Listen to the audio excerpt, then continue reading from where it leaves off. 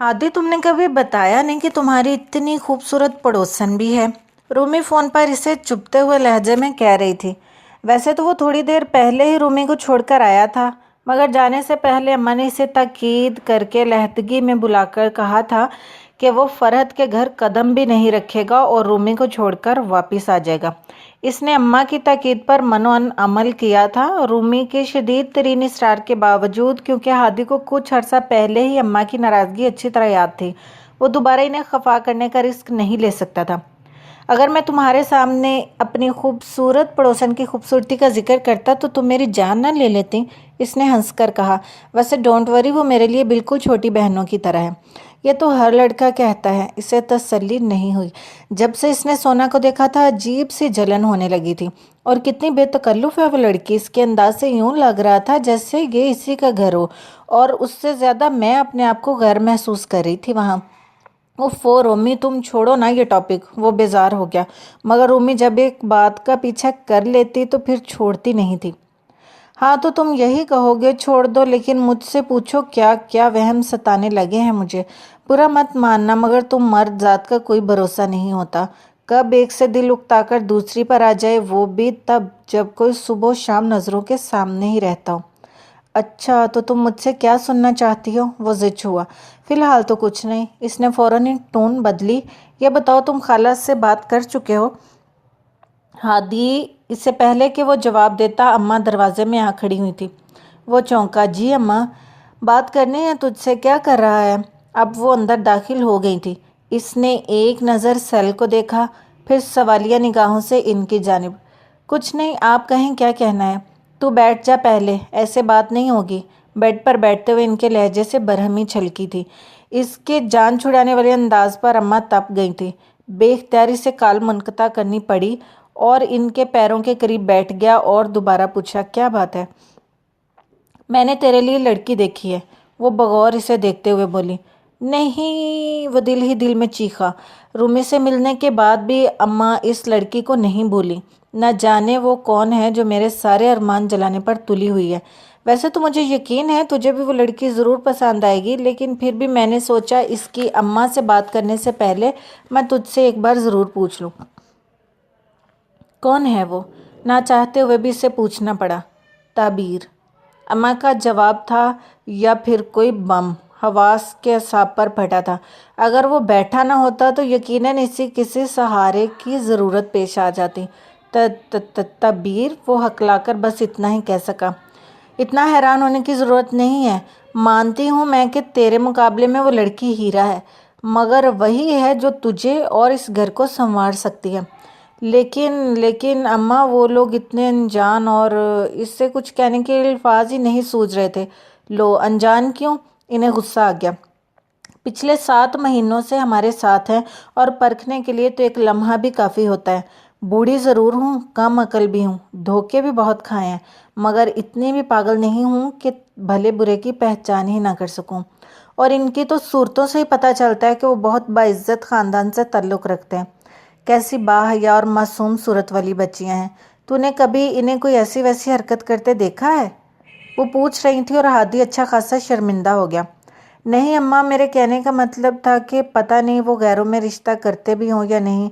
क्या पता पहले से रिश्ता हो चुका हो, या क्या पता वो मंगनी शुदा हो। तुझे इन परेशानियों में पड़ने की ज़रूरत नहीं। मैं मालूम कर चुकी हूँ इसका कहीं रिश्ता नहीं हुआ। तो बस मुझे ये बता दे कि तुझे कोई एतराज़ तो नहीं। इन्होंने बात समेटते हुए इसके उलझे हुए तासरात पर निगाह डाली। नहीं अम्मा, वो एकदम झल्लाकर उठ खड़ा हुआ। आपने ऐसा क्यों सोच लिया? कहाँ मैं और कहाँ वो? मैं इसके काबिल नहीं हूँ। इसका जहन किसी सादा स्लेट की मानिंद हो रहा था।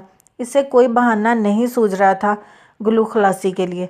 भला ताबीर जैसी लड़की पर वो क्या एतराज़ करता? अगर बीच में रोमी ना पड़ती तो यकीनन वो खुद को खुशकिस्मत समझता। ताबीर से हमेशा बहुत ख़ास लड़की लगी थी, औरों से बिल्कुल अलग और अपनी पहुंच से बहुत ऊपर। देख हादी, अब मैं तेरी कोई बात नहीं सुनूंगी। तू रहने दे अपने ये बहाने। हामद की बार मुझसे गलती हुई जो अपनों पर एतबार कर लिया, मगर अब ऐसा नहीं होगा। ख़ानदान की कोई लड़की मैं इस घर में नहीं लाऊंगी। ना ही अब मेरी ये उम्र इजाज़त देती है कि मैं रिश्ते करवाने वालियों के साथ जा जाकर घर की खाक छानती फिरूं। یہ میرے دیکھے والے لوگ ہیں اور تعبیر جیسی لڑکی میں ہاتھ سے نہیں جانے دوں گی۔ یہ بات تو یاد رکھ لے اور اچھی طرح سوچ بھی لے، مجھے کوئی جلدی نہیں ہے۔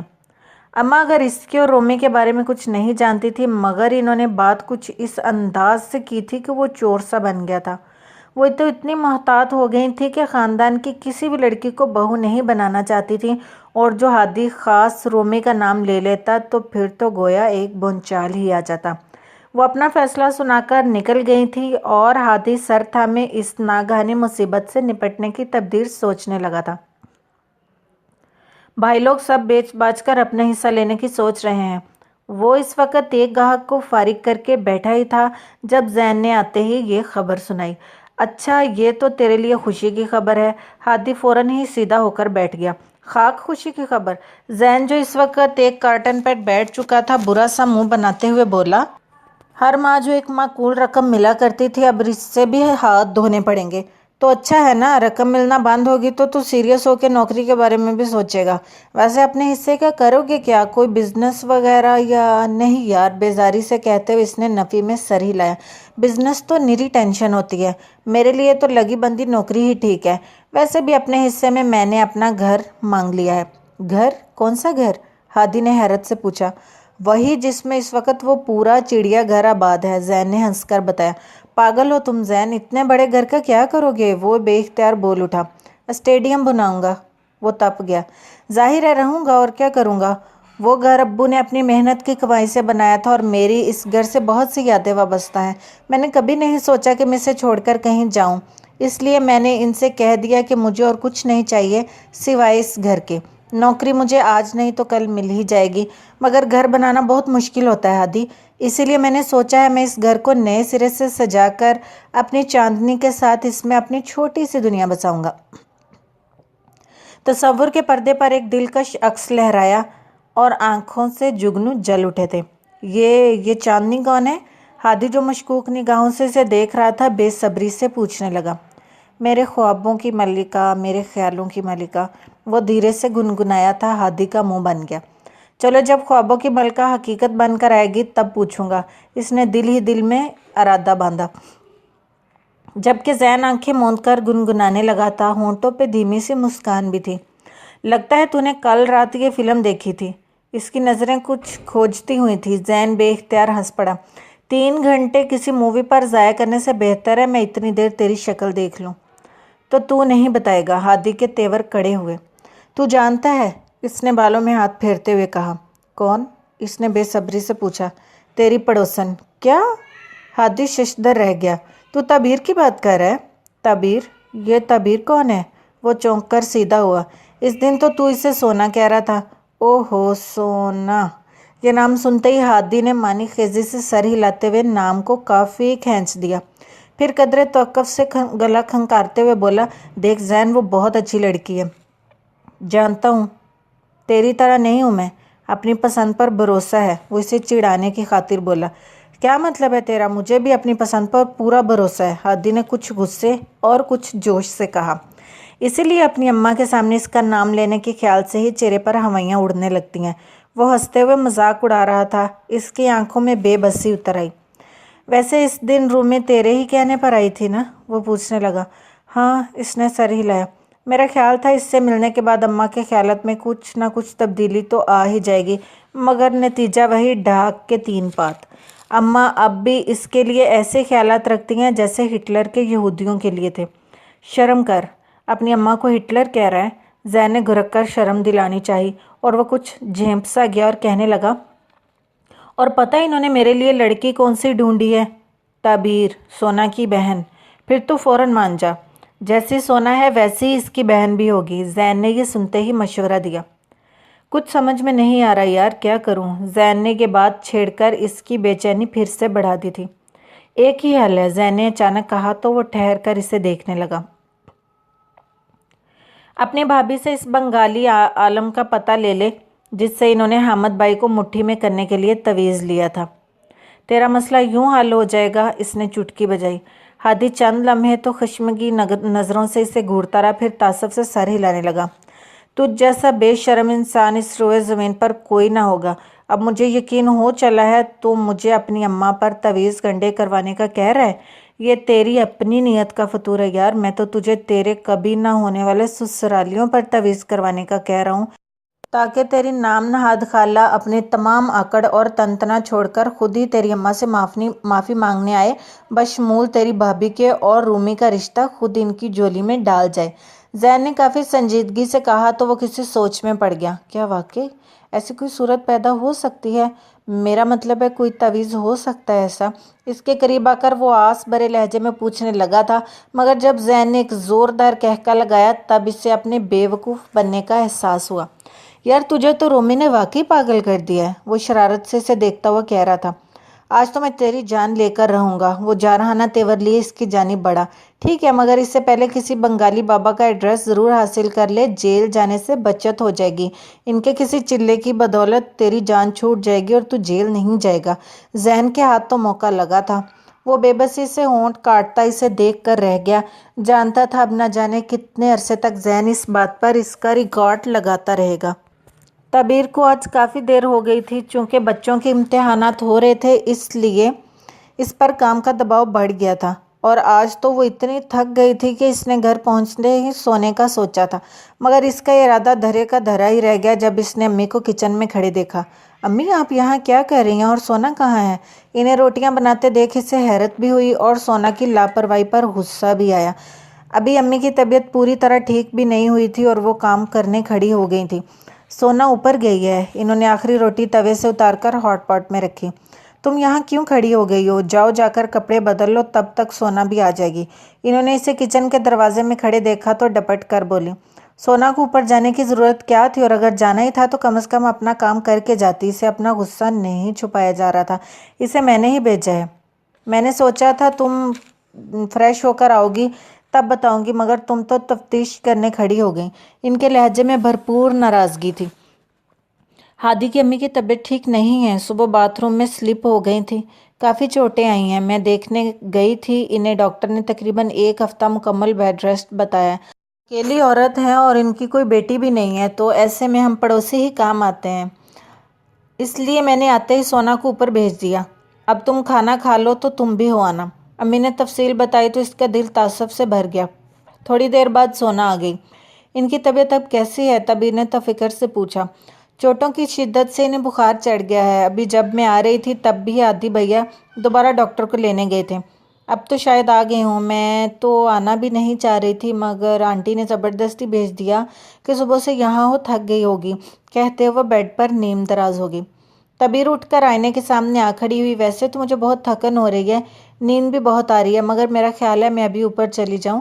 اپنی سرخ ہوتی آنکھوں اور پسماردہ چہرے کو دیکھتے ہوئے اس نے پرسوچ لہجے میں کہا تو سونا تکیے پر کوہنی ٹکا کر اسے دیکھنے لگی۔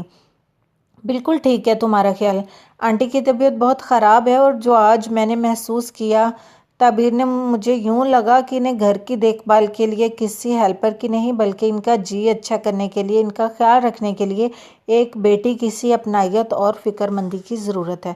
لاؤبالی سی سونا کے منہ سے ایسی تدبیر والی بات تبیر کو حیران کر گئی، اسے نہیں پتا تھا وہ اندر سے اتنی حساس ہو سکتی ہے۔ ان کے بیٹے تو ہیں، ان کے لیے پریشان بھی بہت ہے، مگر بہت بڑا فرق ہوتا ہے بیٹے اور بیٹی میں، اور آنٹی کو شاید آج یہ فرق کچھ زیادہ ہی محسوس ہو رہا تھا، جبھی تو وہ بات بات پر اتنی دل گرفتہ ہو رہی تھی۔ میں نے ان کے گھر کا سارا کام تو دیکھ لیا تھا، مگر ایک بہت بڑی خرابی جو مجھ میں ہے کہ میں کبھی اپنے جذبات کا اظہار لفظوں میں نہیں کر سکتی۔ میں نے ان سے یہ نہیں کہا کہ آپ جلد ٹھیک ہو جائیں گی، آپ کو فکر کرنے کی ضرورت نہیں، بلکہ تبیر میں ان سے یہ تک نہیں پوچھا کہ آپ کی طبیعت کیسی ہے۔ سونا متاسف بھی تھی اور نادم بھی۔ تبیر کے ہونٹوں پر مسکراہٹ آ گئی۔ تم بھی نہ سونا، پاگل ہو بالکل، تم ان کی دیکھ بھال کے لیے ان کے گھر میں تھی، اس سے بڑی ان کے لیے کیا بات ہو سکتی ہے؟ ہاں لیکن کبھی کبھی زبانی کلامی اظہار بھی بہت ضروری ہوتا ہے، وہ اپنے ناخنوں کو دیکھتے ہوئے بولی تھی۔ خیر ابھی تم جا رہی ہو نا اوپر؟ ہاں، تبیر نے اس بات میں سر ہلایا اور تھوڑی دیر میں ہی وہ اوپر تھی۔ ہیلو، میں کچھ مدد کروں؟ کچن میں جھانکتے ہوئے اس نے کھٹر پٹر کرتی صفی کو مخاطب کیا۔ وہ یہاں آئی تو خالہ کے کمرے میں عیادت کے لیے 3-4 رشتہ دار خواتین آئی تھیں، وہ تھوڑی دیر وہاں بیٹھی، خالہ کی طبیعت پوچھی، 1-2 باتیں کی اور پھر کچن میں چلی گئی، جہاں موجود صفی سے دیکھ کر حیران ہو گیا تھا۔ ताबीर इनके घर बहुत कम आती थी और तब भी वो सिर्फ ड्राइंग रूम तक ही महदूद रही थी। सोना की तरह बेतकल्लुफ़ी से अपने घर पूरी तरह से घूम फिर के नहीं देखा था।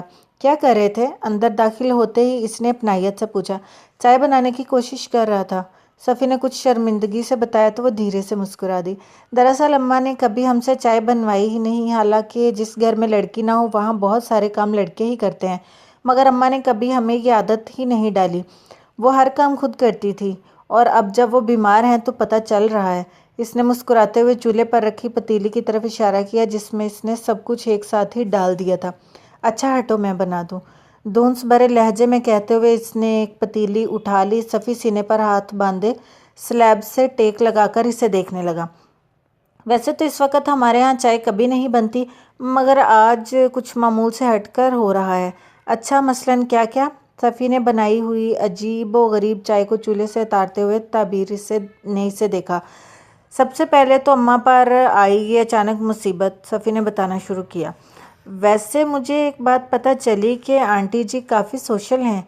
सोना बता रही थी सारा दिन इन्हें देखने के लिए मोहल्लेदार और रिश्तेदार ख़वातीन का तंतना बंधा रहता है और अभी इनके पास 4 ख़वातीन आई बैठी हैं। एक तरह से अच्छा ही है, इनका दिल बहला रहे होंगे बीमारी में। तो जब बीमार हो इंसान तो उसको बहुत ज़्यादा अपनायत की और हमदर्दी की ज़रूरत होती है।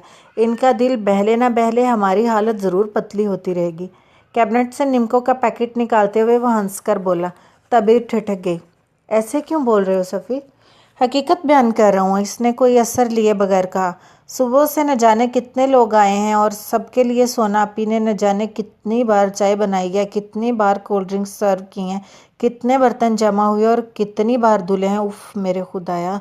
कोई बात नहीं सफ़ी, जिस घर में कोई बीमार पड़ता है तो ये आदत के लिए लोग आते ही हैं और इनकी खैर तवाज़ा भी करनी पड़ती है। वो नरम लहजे में इसे समझाते हुए बोली थी। हाँ ठीक है, मगर इनको कम से कम इतना एहसास तो होना चाहिए कि हमारे घर में कोई लड़की नहीं है। हमें अपना काम करने में इतनी दुश्वारी हो रही है तो इनकी खातिर तवाज़ा कौन करेगा? आपको पता है सुबह फुप्पो और ममानी एक साथ आई थी। फुप्पो की 4 बेटियां और ममानी की 3, मगर दोनों के लिए आई थी और बहाने शायद पहले से सोच कर आई थी। फुप्पो के मुताबिक फ़िज़ा के कॉलेज टेस्ट हो रहे थे। उज़्मा को शाम में अपने आने वाले ससुरालियों की खातर मदारत की तैयारी करनी थी। शामिया के पाँव में अचानक मोच आ गई थी। तलखी से कहते हुए इसने सर झटका था। तबीर ने कुछ हैरत से इस 17 साला जज्बाती लड़के को देखा। अभी वो लोग बैठे ही थे कि छोटे चचा आ गए अपनी फैमिली समेत और इन सब के लिए खाने का इंतज़ाम बेचारी सोना आपी को अकेले करना पड़ा। आप ही बताइए, इनके खाने के लिए रुकने की कोई तुक बनती थी? जबकि वो जानते भी हैं कि अम्मा बिस्तर पर पड़ी हैं और हम में से तो कोई अंडा उबालना भी नहीं जानता। खुद तो इनमें से किसी ने इतनी मदद भी नहीं की कि उठकर सलाद ही बना लेता। मुझे यकीन है जितना काम आज सोना आपी को यहाँ करना पड़ा है इतना तो इन्होंने कभी अपने घर में भी नहीं किया होगा। वो पुरजोश अंदाज में बोलता जा रहा था और पीछे दरवाजे में खड़े हादी के इज़्तिराब में कई गुना इजाफा हो गया था। वो कुछ देर पहले ही आया था मगर इसने सफ़ी की सारी बातें सुन ली थीं। बालों में उंगलियां फेरते हुए वो बेख्याली में तबीर को देखे गया, जो मैरून कलर के लिबास में दुपट्टा सलीके से ओढ़े चूल्हे के सामने इस तरह खड़ी थी कि हादी को नहीं देख पा रही थी। वो खुद ही इसके मतवज्जो होने से पहले वहां से निकलकर छत पर चला आया और पॉकेट से सेल निकालकर रूमी को कॉल मिलाई। तुम्हें याद है कि नहीं, सुबह मैंने तुम्हें कुछ बताया था। इसके कॉल रिसीव करते ही वो इसे बोलने का मौका दिए बगैर तुंद लहजे में गोया हुआ था। रूमी हैरान हो गई। क्या हादी, कौन सी बात कर रहे हो? ओह, तो तुम वाकई भूल गई हो। मुझे पहले से पता था तुम्हें याद भी रहेगा तो कैसे रहेगा। तुम्हें तो सिर्फ अपने मतलब की बातें याद रहती हैं, है ना? मुझे लगता है हादी तुम किसी से झगड़ा करके आ रहे हो। ऐसा करो, जाकर 2 गिलास ठंडा पानी पियो, इसके बाद आकर मुझसे बात करना। तुम्हें तो बात की भी तमीज़ नहीं है। वो भी रूमी थी, कैसे इसका दुरुस्त लहजा बर्दाश्त कर लेती, इसलिए ठक से फ़ोन बंद कर दिया था। सुर्ख पड़ते चेहरे के साथ सेल को देखते हुए इसने बमुश्किल इसे दीवार पर दे मारने की ख्वाहिश को दबाया था। वो इसका महंगा मोबाइल फ़ोन था, रूमी नहीं कि इस पर अपना गुस्सा उतार लेता।